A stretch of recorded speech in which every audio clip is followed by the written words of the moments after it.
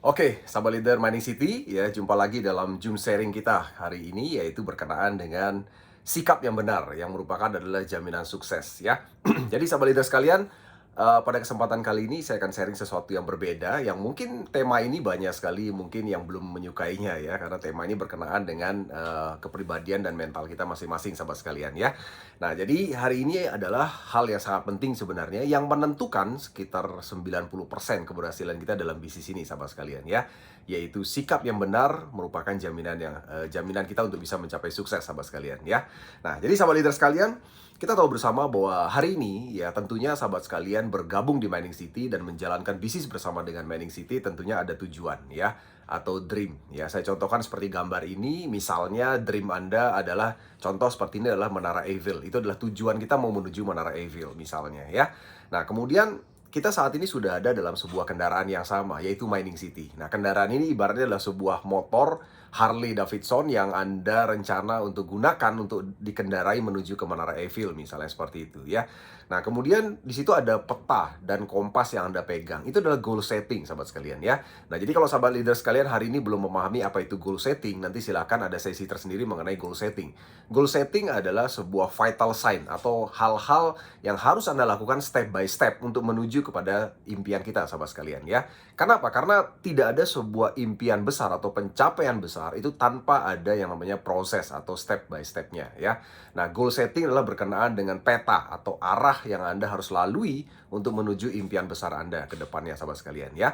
Nah, sikap itu adalah cara kita mengendarai motor Harley Davidson ya. Anda tahu sekali bahwa kalau seandainya kita mengendarainya dengan cara ugal-ugalan, ada sebuah kemungkinan di tengah jalan dalam menuju ke Menara Eiffel di Paris tadi, kita bisa jatuh di tengah jalan, sahabat sekalian ya. Artinya apa? Artinya kita sudah ada di kendaraan yang tepat dan mungkin Anda sudah punya vital sign atau goal setting yang pas ya kan, berkenaan dengan step Anda untuk menuju ke impian Anda, dan Anda sudah punya impian yang jelas atau clear, tapi ternyata sikapnya kurang benar ya kan, atau cara mengendarainya kurang benar. Nah, itu yang membuat kita bisa jatuh di tengah jalan, sahabat sekalian ya. Nah, jadi artinya malam hari ini kita akan bahas sikap seperti apa yang harus kita miliki agar kita bisa sukses di bisnis ini, sahabat sekalian ya. Nah, ada beberapa hal yang akan saya bahas, sahabat sekalian, yang berkenaan dengan sikap. Ada 4 hal ya. Yang pertama adalah sikap terhadap diri sendiri dulu bagaimana, ya kan. Dan yang kedua adalah sikap terhadap rekan kerja kita bagaimana, dan kemudian sikap terhadap musuh kita juga bagaimana, dan yang terakhir adalah sikap terhadap Tuhan kita masing-masing bagaimana, sahabat sekalian ya. Nah, artinya apa, sahabat sekalian? Saya banyak sekali menemui bahwa ternyata ya kan banyak dari kita, banyak dari leader yang ada di Mining City ya belum berhasil, bukan karena mereka kurang kerja keras ya, bukan karena mereka kurang pengetahuan, bukan karena mereka juga kurang pintar, tapi karena mereka tidak memiliki sikap yang benar, sahabat sekalian ya. Jadi sikap yang benar itu yang membuat mereka belum berhasil dalam bisnis ini, sahabat sekalian ya. Nah, kita akan bahas hal-hal yang pertama, yaitu sikap terhadap diri sendiri ya. Nah, bagaimana sikap Anda terhadap diri sendiri, sahabat sekalian ya. Sikap terhadap diri sendiri ini sangat penting. Kenapa? Karena ini membuat kita menjadi mental pemenang atau menjadi mental pecundang, sahabat sekalian ya. Nah, artinya apa? Ada beberapa dari kita mungkin yang mengalami masalah dengan sikap terhadap diri sendiri ya. Banyak dari kita mungkin berpikir, ya itu kan dia bisa sukses, tapi tidak dengan saya.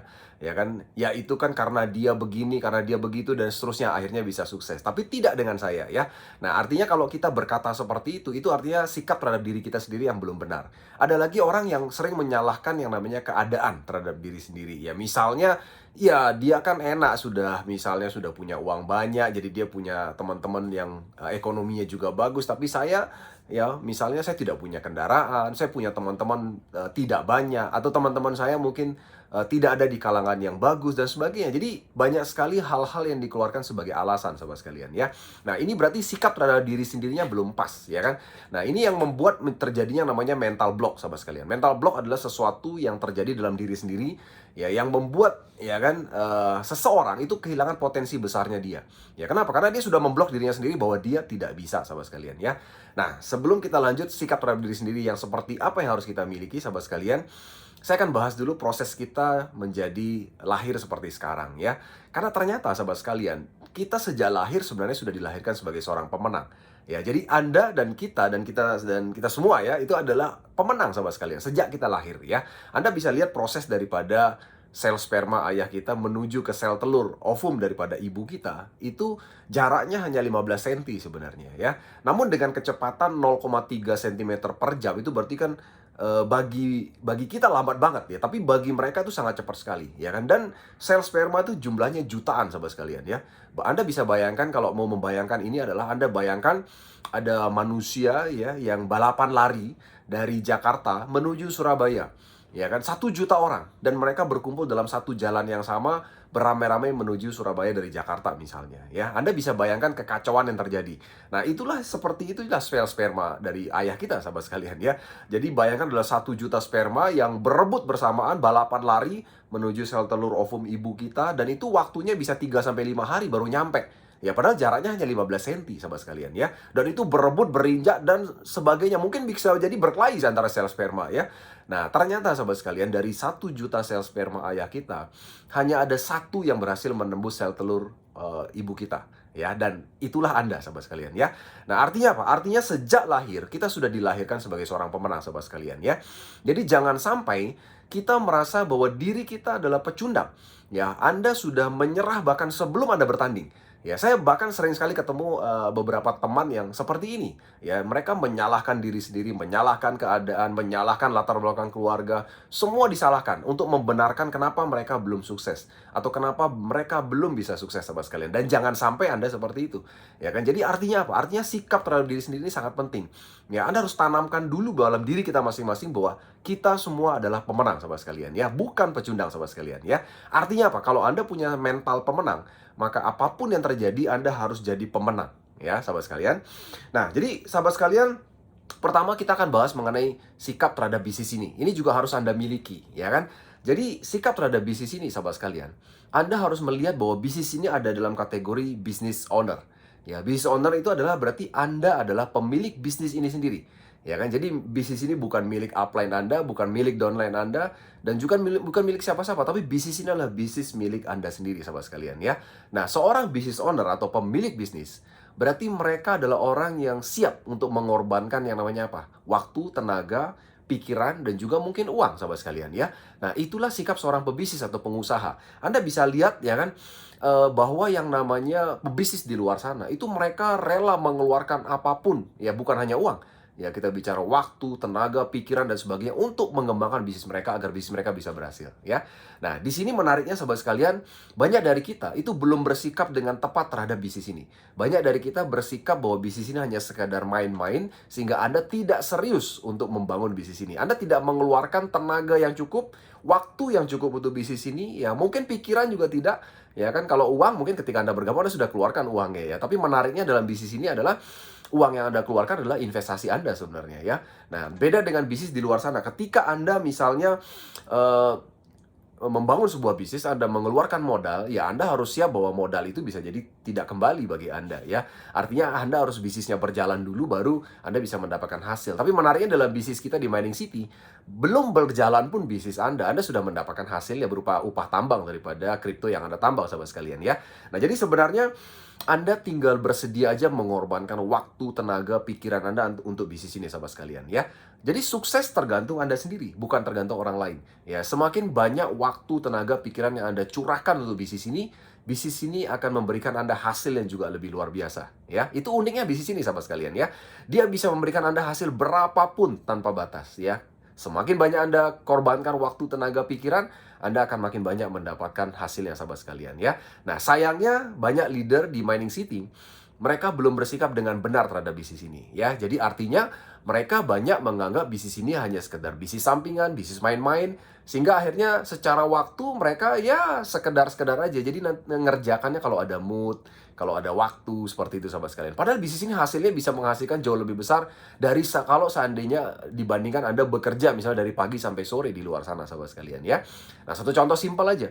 Berapa banyak dari kita yang mengundang rutin setiap ada acara Zoom webinar yang 1 minggu sekali ya. Anda bisa lihat 1 minggu sekali, Zoom webinar 1 minggu sekali. Nah kan, kemudian acara Zoom sharing seperti ini adalah hari 1 kali juga seminggu ya. Nah, berapa banyak dari leader itu yang mengundang ke acara Zoom webinar? Ya, tidak banyak sahabat sekalian ya, padahal cuma 1 minggu sekali ya kan. Jadi boro-boro Anda mau mendapatkan hasil yang bagus, Anda luangkan waktu saja untuk mengundang di Zoom webinar atau bahkan mengikuti training seperti ini. Anda tidak luangkan waktu, ya kan? Nah, apalagi untuk membangun bisnis, sahabat sekalian, ya. Jadi artinya kita kembalikan kepada diri kita sendiri, ya, bahwa ternyata bisnis ini unik, ya. Sekali lagi, dia akan memberikan kita hasil sesuai dengan apa yang kita korbankan untuk bisnis ini, sahabat sekalian, ya. Nah, kemudian yang berikutnya adalah sikap terhadap bisnis ini, kita diharapkan untuk selalu bersikap positif terhadap bisnis ini, sahabat sekalian, ya. Sikap positif adalah sesuatu yang penting dalam membangun bisnis, sahabat sekalian, ya. Kenapa? Karena kalau ketika kita selalu bersikap negatif terhadap apapun, maka hasilnya akan negatif, ya. Saya percaya dengan yang namanya hukum the law of attraction, ya, di mana hal-hal negatif kalau kita pikirin terus maka itu akan terjadi, ya. Jadi artinya apa? Kita diminta untuk selalu berpikir positif. Karena orang yang positif itu akan memberikan hasil yang berbeda. Ya kan? Nah, satu contoh misalnya, ya, ketika terjadi sesuatu terhadap bisnis ini, ya kan, orang-orang negatif ketika mereka melihat di sudut pandang negatif, ya tentunya hasilnya akan berbeda. Ya, satu contoh misalnya, ketika harga BTCV misalnya lagi turun seperti ini, ya. Apa yang ada dalam pikiran orang negatif? Orang dalam pikiran negatif, mereka akan melihat bahwa bisnis ini gagal, misalnya seperti itu, ya. Sehingga mereka akhirnya tidak mau untuk mengembangkan bisnisnya lagi, ya. Efeknya apa? Ya efeknya mereka sendiri yang terima. Ya, tapi beda dengan mereka yang melihat turunnya harga BTCV sebagai hal yang positif. Ya, satu contoh, ya, saya selalu melihat bahwa BTCV ini adalah sebuah proyek yang luar biasa. Walaupun sekarang harganya turun, tapi secara keseluruhan dia mengalami peningkatan hampir 50 sampai 60 kali lipat dalam saat ini, sahabat sekalian, ya. Nah, artinya apa? Proyek ini berarti sudah dilihat sebagai orang di luar sana sebagai sebuah proyek yang luar biasa. Ya kan? Nah, tinggal sekarang bagaimana menambahkan adopsi di market agar harganya bisa kembali rebound seperti yang dulu, sahabat sekalian, ya. Nah, satu contoh ketika dulu harga Bitcoin misalnya turun dari $19.000 menjadi $4.000, apa kata orang negatif? Ya, orang negatif mereka akan berkata bahwa Bitcoin adalah proyek yang gagal.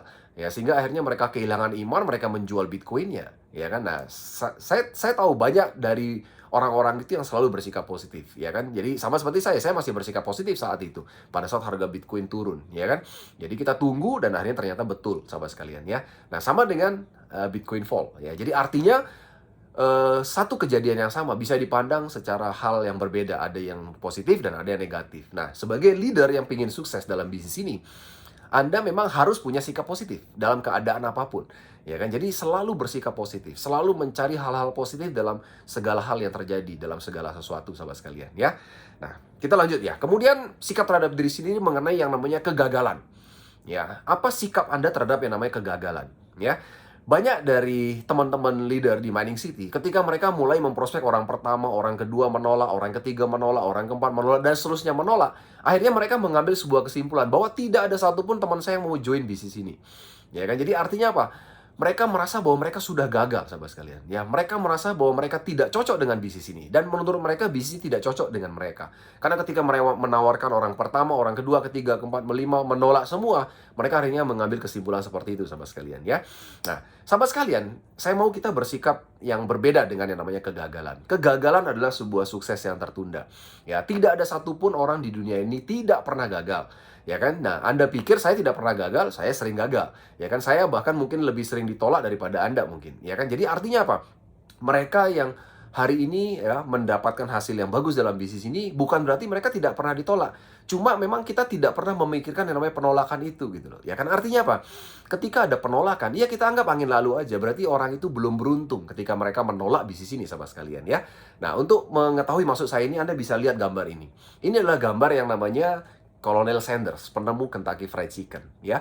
Anda mungkin udah sering dengar ceritanya. Colonel Sanders itu di umur 65 tahun, pada saat dia sudah putus asa dalam segala kehidupannya, jadi hidupnya tuh gagal semua.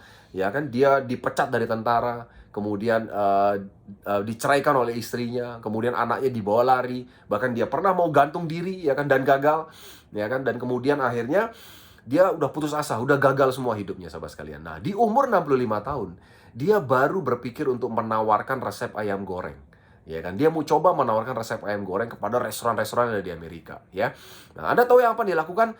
Dia yakin sekali bahwa resep ayam goreng ini akan bisa diterima oleh restoran di Amerika. Keyakinannya bulat, ya kan? Nah, akhirnya dia nawarkan semua, ya kan? Dan Anda tahu berapa restoran yang menolak dia?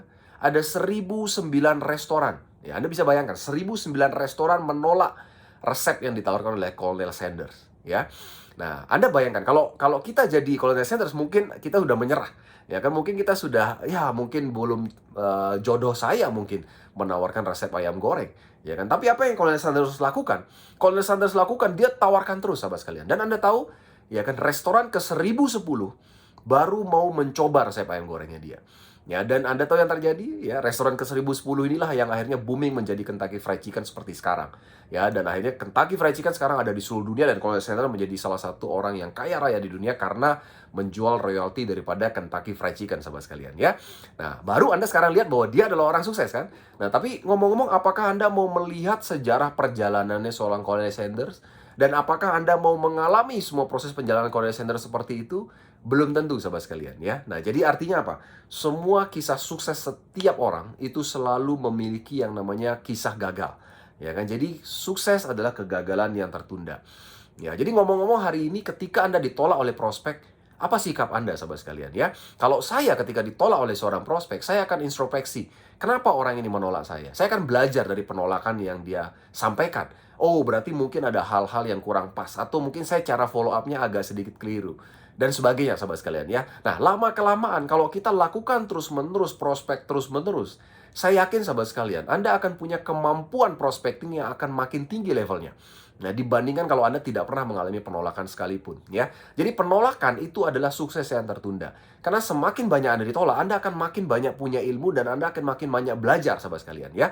Jadi ketika Anda ditolak, itu hal biasa, sahabat sekalian. Anda jangan menganggap bahwa penolakan adalah neraka buat Anda, sahabat sekalian, ya. Jadi anggap aja angin lalu, berarti orang itu belum beruntung. Dan Anda ingat bahwa belum tentu ketika orang itu menolak sekarang, dia akan menolak selamanya, ya. Nah, itu pengalaman saya, sahabat sekalian. Jadi, sikap terhadap kegagalan ini ada dalam sebuah hukum yang namanya hukum Pareto, sahabat sekalian, ya. Hukum Pareto mengatakan bahwa ada namanya hukum 80-20, itu adalah hukum Pareto, sahabat sekalian, ya. Dimana ketika Anda prospek 10 orang, ya, ingat, Anda prospek 10 orang, hanya 2 yang tertarik. Ya, ingat ya, prospek 10 orang hanya 2 yang tertarik. Tapi ingat, prospeknya harus dengan yang benar. Beda ceritanya kalau Anda prospek dengan tidak dengan benar. Pak, saya sudah prospek teman-teman saya tapi tidak ada yang mau, Pak. Udah lebih 10, Pak. Udah 100 orang. Ngomong-ngomong, cara prospeknya bagaimana? Oh, saya broadcast, Pak. Semua teman-teman saya tidak ada satupun yang tertarik. Ya, caranya broadcast soalnya ya. Jadi sekali lagi, prospek 10 itu maksudnya bukan broadcast ke 10 orang atau blast begitu aja, bukan. Prospek 10 itu adalah dengan cara yang benar. Ya, cara yang benar itu bagaimana? Satu, prospek itu mesti mendengarkan presentasi standar dari Anda atau mungkin dari upline Anda. Ya, baik itu dari Anda langsung atau dari video yang Anda berikan atau dia bisa diajak untuk ikut Zoom webinar. Jadi ketika Anda sudah mengajak mendengarkan prospek Anda presentasi standar baik lewat video atau Zoom webinar, itulah baru dikatakan sebagai prospek yang benar. Ya, jadi kalau Anda belum lakukan itu terhadap 10 prospek Anda, ya wajar Anda belum ada closing 2 orang sampai hari ini. Ya, sahabat sekalian ya. Jadi coba dicek kembali ya.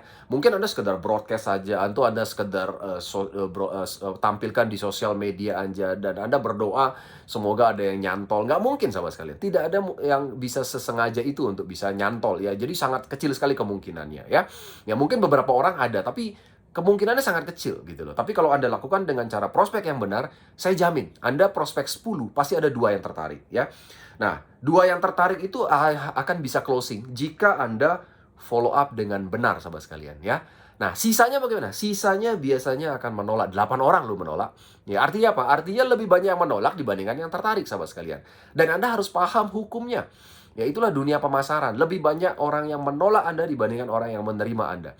Ya, Anda mau jual apapun dari muka bumi ini, pasti akan lebih banyak orang yang menolak dibandingkan yang menerima Anda. Ya, Anda contoh aja misalnya Anda lihat di lampu merah, ya ada orang yang jual koran ya kan, atau jual lap kanebo, ya kan. Menurut Anda lebih banyak yang beli atau lebih banyak yang menolak? Ya lebih banyak yang menolak dibandingkan yang beli. Tapi kenapa dia lakukan terus? Karena dia tahu yang namanya hukum Pareto. Jadi dia lakukan terus, makin banyak yang menolak, pasti akan ada yang membeli ya. Nah, sama dengan bisnis ini, sahabat sekalian ya.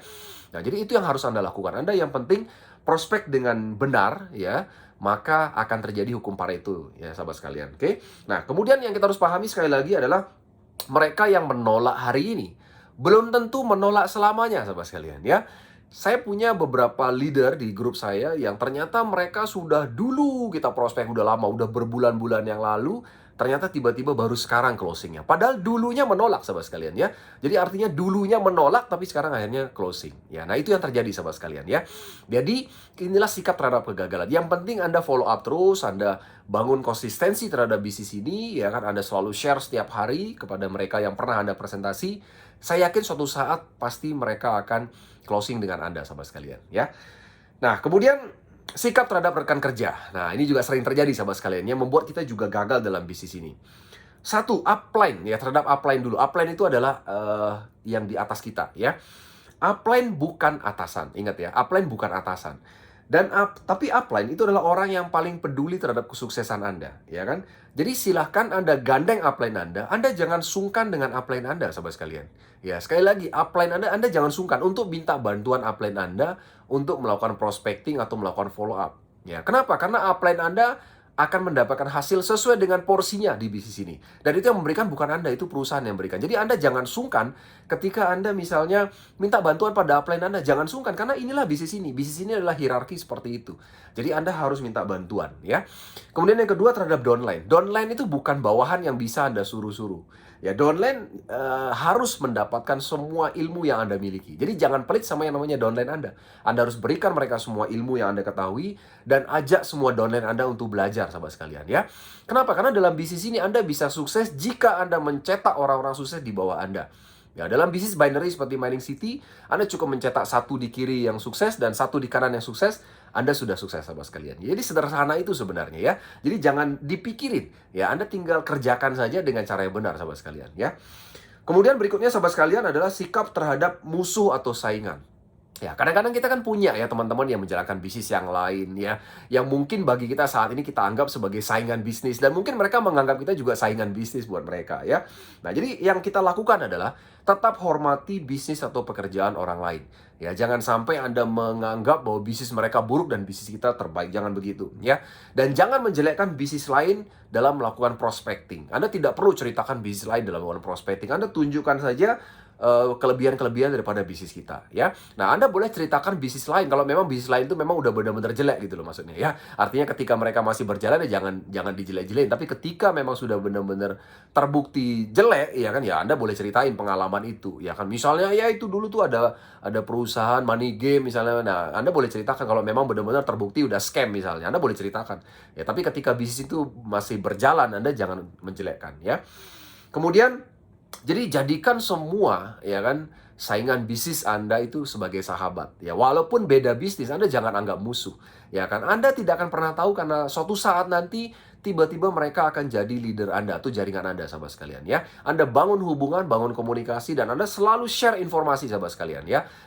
Karena Anda pasti akan mengalami seperti itu ya. Saya pernah ngalami ya. Waktu itu ada seorang leader yang lagi aktif jalanin MLM money game ya kan. Wah, dia lagi getol-getolnya ya kan. Ya, saya tidak ganggu tapi saya selalu share informasi ya kan. Nah, suatu saat ketika MLM money game itu tiba-tiba scam, ya akhirnya dia datang ya kan, datang dan akhirnya menjadi jaringan saya. Nah, itu yang terjadi sahabat sekalian ya. Artinya tetap bangun hubungan ya, jangan jadikan mereka musuh atau saingan sahabat sekalian ya.